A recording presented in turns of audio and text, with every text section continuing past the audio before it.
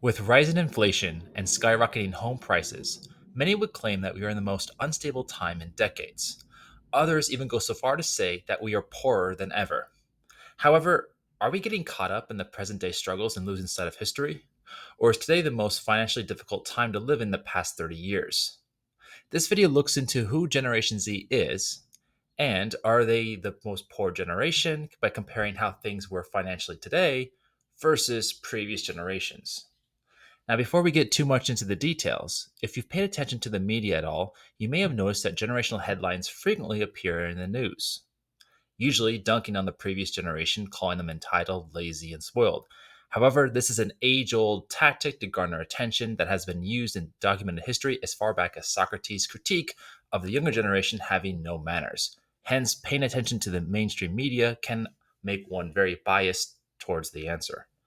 That being said, sample sizing is extremely difficult given cultural differences, demographics, socioeconomics. Hence, we will stay away from more behavioral tendencies and more towards financial pieces. I'm not denying the presence of crazy TikTok users, but more so saying it doesn't represent an entire generation. So, who is Generation Z? Generation Z pertains to a 15-year period where people were born in the United States ranging from 1995 to the mid 2010s. However, sources range on when the actual date starts. Pew Research states that Generation Z is officially marked in 1997, while others state that Generation Z started in 1996. Now, why a 15-year period? Usually, generational literature breaks down generations into segments of 15 years. However, that doesn't make much sense because that basically implies that every 15 years there's a new generation. That would imply that people are making the new generation at 14 years old, which sounds a bit young to me. I didn't make up these rules, so don't blame me for the strange logic. The logic actually comes from the 1960s when sociologists marked a time frame period between post World War II to 1960 to reflect the large number of births in the United States. Hence, the difference in time they marked as 15 years. So, back to the original question: is Generation Z poorer than previous generations? In order to evaluate if Generation Z is poorer than the previous generations, we're going to look at different timeframe periods of 2023, 2008, and 1993 to see how they compare in a group of financial tests. These tests will range from unemployment levels to purchasing power. The first one being unemployment rates.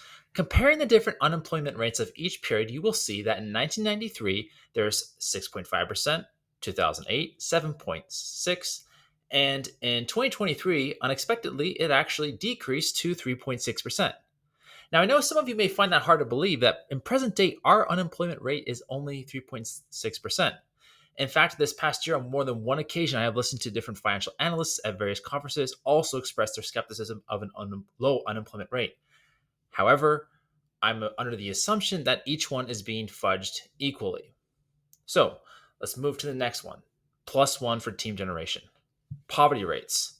Looking at poverty rates, you will see that in 1993, it was around 12.3% were below the poverty line of 14,350.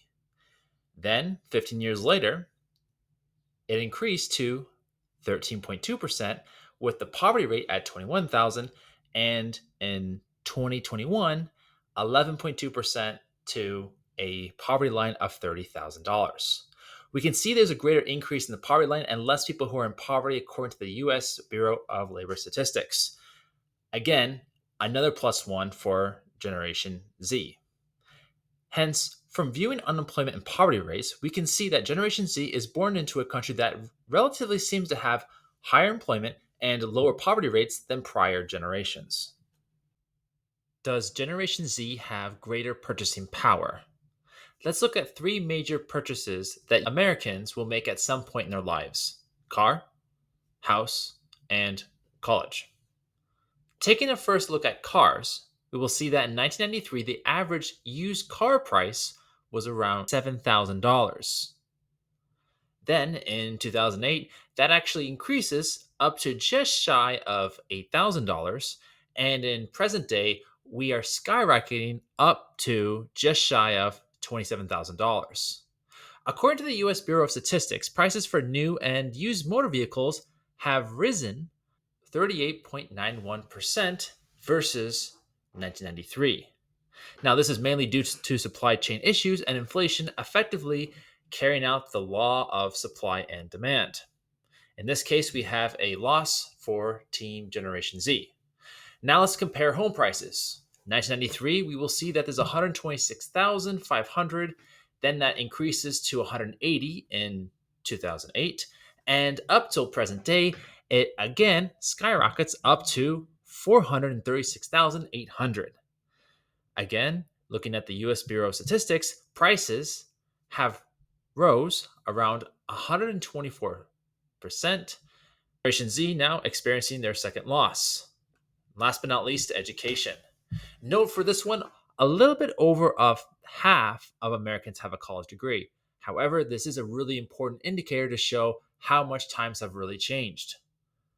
Looking at the past amount that it takes to acquire a 4-year college degree in 1993, it was around $2,537. 2008, $6,312, and 2023 skyrockets to $36,436. This is a third loss for Generation Z, but there is a pattern of each individual item of purchasing power significantly increasing in present day. Hence, on all three fronts with purchasing power, we see that Generation Z is having a much harder time than previous generations. So unless you're blessed by the money gods and win a lottery, I ask you, if you won all the money, what would you do with it? Bunch of hookers and cocaine. Oh, okay, that's not good. We were hoping for a different answer. you will most likely find things more expensive than the previous generations. To recap, you will see that unemployment and poverty rates are lower. However, cars, houses, and education are more expensive. While the following information can be perceived as Generation Z has a lot more challenges than other generations, there are some big positives that I think are worth mentioning. First off, is that there's been more data created in the past 2 years alone in the past entire history of humankind.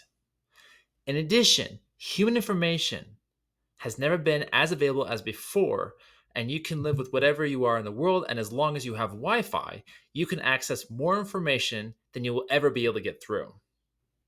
So is Generation Z the poorest generation? Well, based off of what we looked at today, they definitely have more challenges with purchasing power than past generations. Like and subscribe if you like my lighthearted commentary on the working world. See you next time.